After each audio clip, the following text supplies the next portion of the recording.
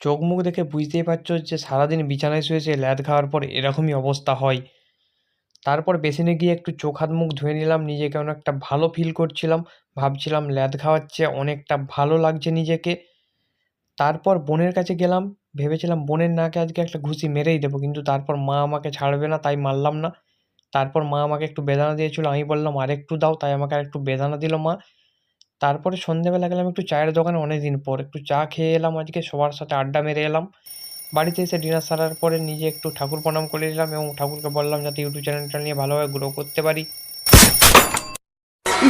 ভালোবাসি রে আমি।